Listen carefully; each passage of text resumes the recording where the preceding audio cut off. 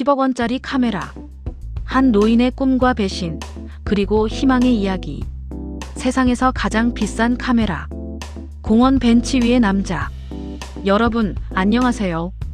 제가 지금 앉아있는 이 낡은 벤치에서 매일 사람들을 관찰하고 있습니다. 젊은 연인들이 손을 잡고 지나가고, 아이들이 뛰어다니며 할머니들이 모여 앉아 이야기꽃을 피우는 모습을 말이죠. 그런데 제 손에는 참 특별한 물건이 하나 있습니다. 바로 이 낡아 보이는 필름 카메라인데요. 겉보기엔 중고품 같아 보이지만 사실은 세상에서 제일 비싼 카메라입니다. 정확히 10억 원짜리 카메라죠. 네, 10억 원짜리 카메라라고요? 그게 말이 됩니까? 네, 여러분의 반응이 당연합니다.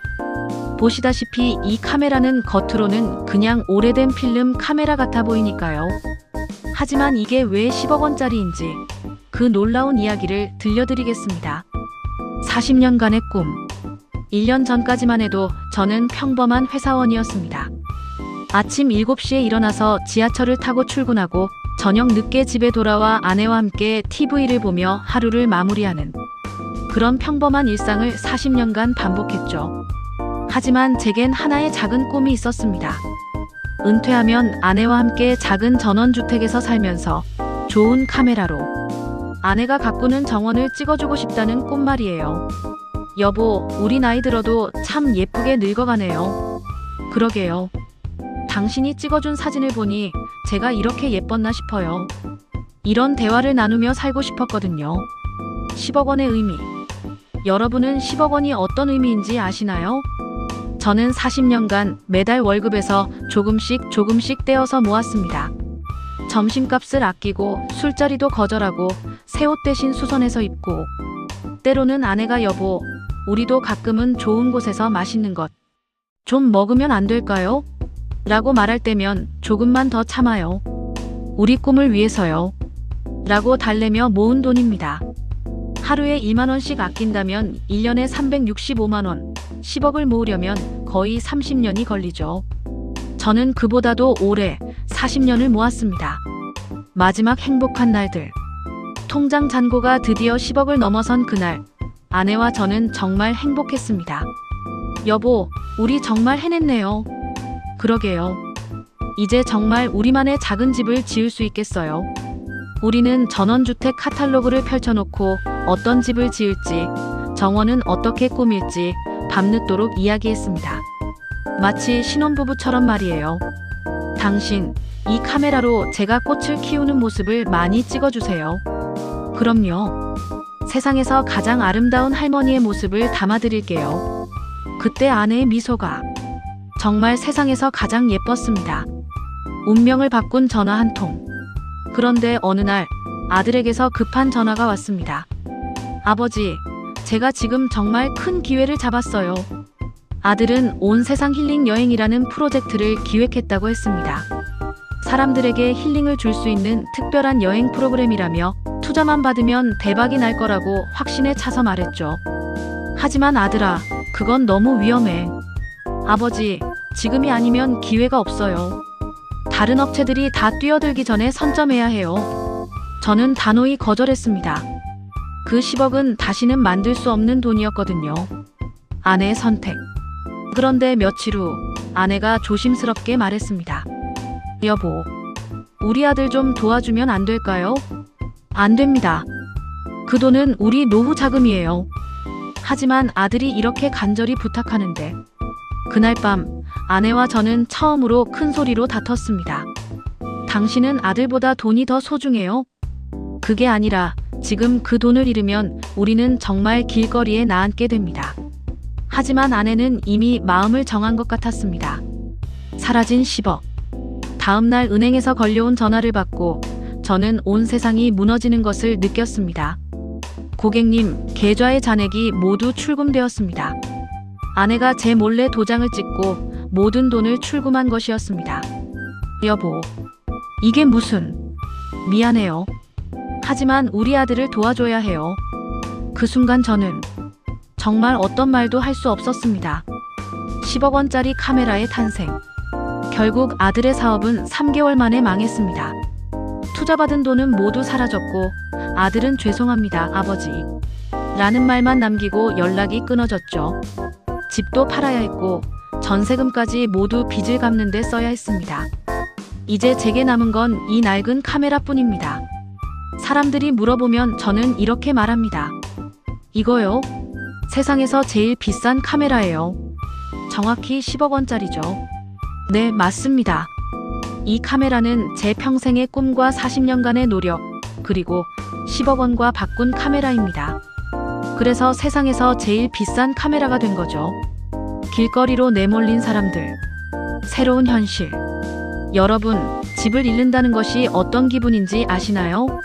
40년을 살던 집에서 짐을 빼는 날, 저는 이 오래된 카메라를 마지막에 챙겼습니다.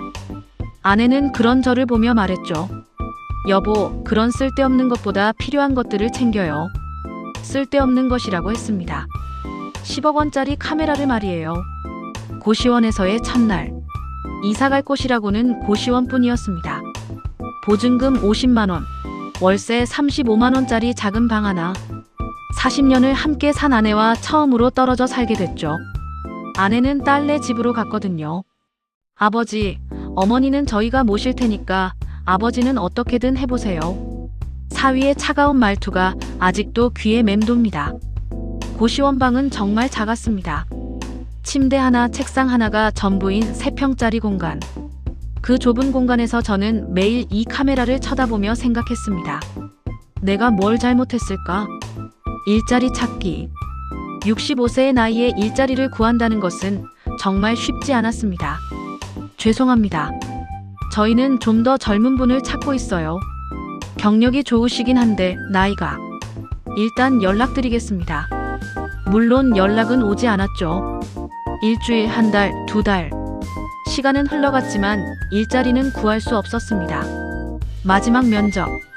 그러다 드디어 한 곳에서 면접 기회가 생겼습니다. 아파트 경비원 자리였죠.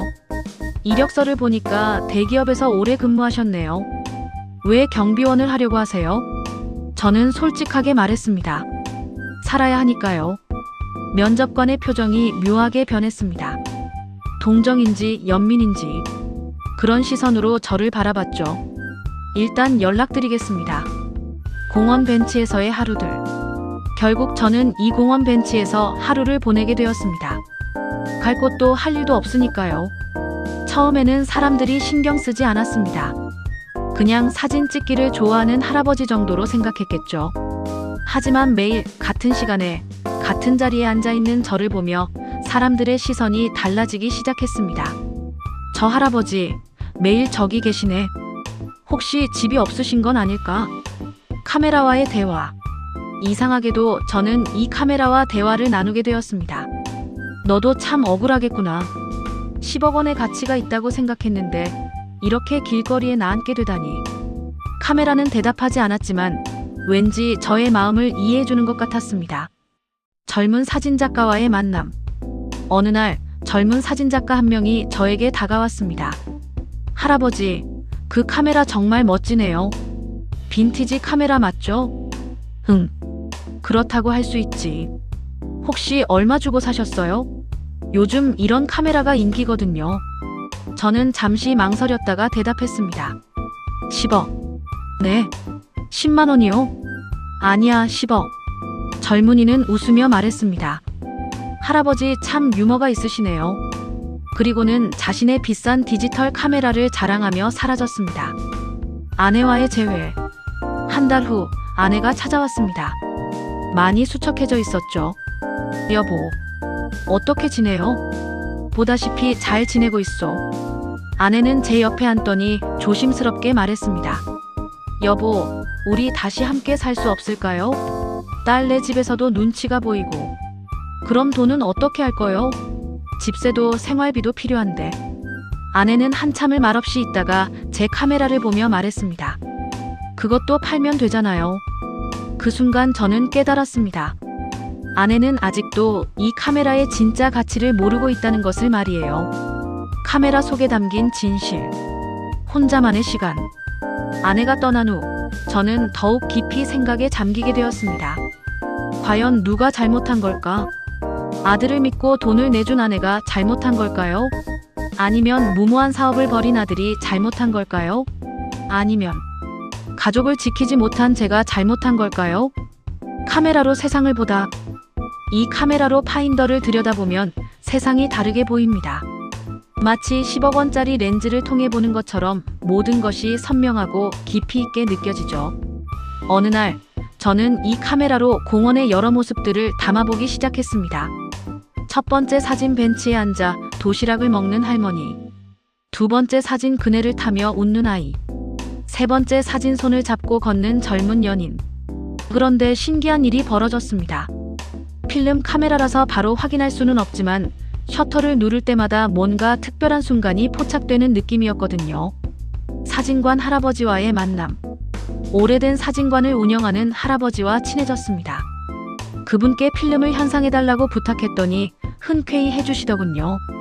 요즘 같은 시대에 필름 카메라를 쓰시는 분이 또 계시네요. 정말 반갑습니다. 그리고 현상된 사진을 보고는 깜짝 놀랐습니다. 이런, 이 사진들 정말 예술이네요. 어떻게 이렇게 찍으셨어요? 저도 놀랐습니다. 제가 찍었다고는 믿기지 않을 만큼 아름다운 사진들이었거든요. 10억 원의 진짜 의미. 그때 깨달았습니다. 이 카메라가 10억 원짜리인 이유를 말이에요. 10억 원이라는 것은 단순히 돈의 가치가 아니었습니다. 40년간의 땀과 눈물, 가족에 대한 사랑, 꿈에 대한 간절함. 그 모든 것이 응축된 가치였던 거죠. 그래서 이 카메라로 찍은 사진들이 특별한 것 같았습니다. 10억 원의 감정이 담긴 렌즈로 세상을 바라보니 모든 순간이 소중하고 아름답게 보였던 거예요. 길거리 사진전. 사진관 할아버지의 제안으로 공원 입구에서 작은 사진전을 열기로 했습니다. 할아버지가 찍은 사진들을 사람들에게 보여주세요. 정말 좋은 작품들이에요. 처음엔 망설였지만 더 이상 잃을 것도 없다는 생각에 용기를 냈습니다. 사람들의 반응. 신기하게도 사람들이 제 사진을 보고 감동받더군요. 이 사진 속 할머니 표정이 정말 따뜻해 보여요. 아이가 웃는 모습이 너무 순수해요. 연인들의 모습에서 사랑이 느껴져요. 한 젊은 어머니는 제게 말했습니다. 할아버지, 우리 아이 사진도 이렇게 찍어주실 수 있나요? 돈을 드릴게요. 처음으로 제 10억 원짜리 카메라가 돈을 벌어준 순간이었습니다. 작은 희망의 씨앗. 그날부터 하나둘씩 사람들이 사진을 찍어달라고 요청하기 시작했습니다. 가족 사진, 연인 사진, 아이들 사진. 한 장에 3만 원씩 받았는데 하루에 5, 6장씩 찍으니 제법 괜찮은 수입이 생겼습니다. 할아버지가 찍어주신 사진은 뭔가 달라요. 마음이 따뜻해져요. 사람들의 이런 말을 들을 때마다 저는 생각했습니다. 아, 내 10억 원이 헛되지 않았구나. 아내의 재등장. 한 달 후 아내가 다시 찾아왔습니다. 이번에는 표정이 달랐어요. 여보, 당신이 사진을 찍는다면서요? 사람들이 다 좋다고 해요. 그래요. 이 카메라로 말이에요. 아내는 제가 찍은 사진들을 보더니 눈물을 글썽이며 말했습니다. 여보, 정말 미안해요. 당신이 왜 그렇게 소중히 여겼는지 이제야 알겠어요. 새로운 시작. 그날 아내와 저는 오랜만에 진솔한 대화를 나누었습니다. 여보, 우리 처음부터 다시 시작해볼까요? 하지만 집도 없고 돈도 없는데. 괜찮아요. 당신이 있고 이 카메라가 있으면 충분해요. 아내의 말에 저는 40년 만에 처음으로 울었습니다. 기쁨의 눈물이었죠. 10억 원의 기적. 두 번째 집. 아내와 함께 월 50만 원짜리 투룸 월세방으로 이사했습니다. 40년 만에 처음으로 전세도 아닌 월세방이었지만 함께라서 행복했어요. 여보, 이 방에서도 충분히 행복할 수 있을 것 같아요. 그럼요. 우리에게는 이 10억 원짜리 카메라가 있잖아요. 이제 아내도 이 카메라의 진짜 가치를 알게 되었거든요. 점점 늘어나는 단골들.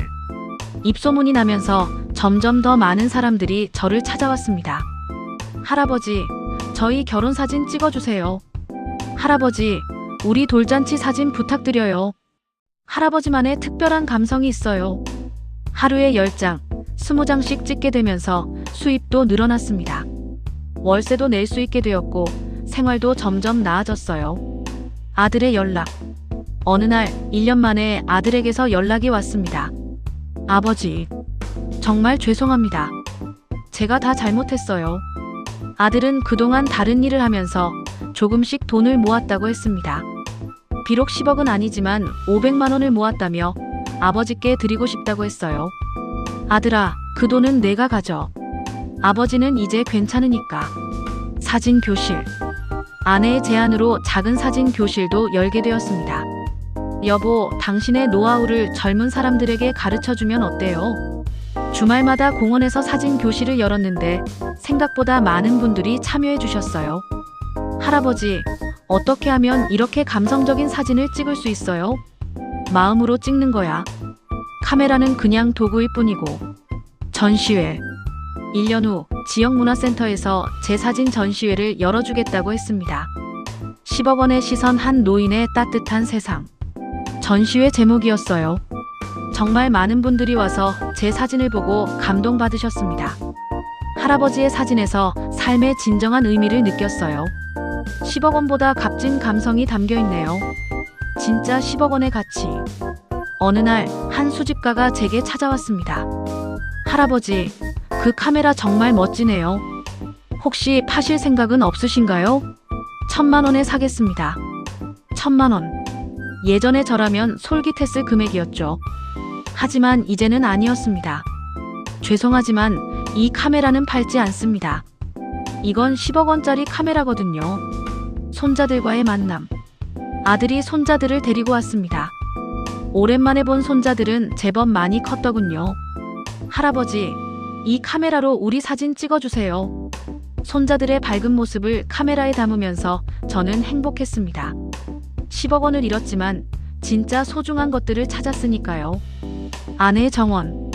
작은 베란다지만 아내가 화분들로 예쁘게 꾸며놓았습니다. 여보, 약속했잖아요. 제가 가꾸는 정원을 찍어주겠다고. 비록 전원주택의 넓은 정원은 아니지만 아내가 정성껏 가꾼 베란다 정원을 10억 원짜리 카메라로 찍어주었습니다. 여보, 정말 예쁘게 나왔네요. 제가 이렇게 예쁠 줄 몰랐어요. 새로운 꿈. 이제 저희에게는 새로운 꿈이 생겼습니다. 작은 사진관을 여는 것이죠. 할아버지의 감성 사진관. 이름도 정했어요.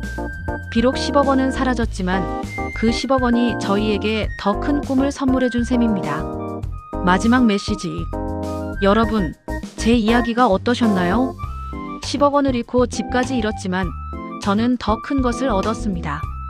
가족의 소중함, 꿈의 진정한 의미, 그리고 진짜 행복이 무엇인지를 말이에요. 이 카메라는 여전히 세상에서 가장 비싼 카메라입니다. 왜냐하면 이 카메라에는 제 인생의 모든 것이 담겨 있거든요.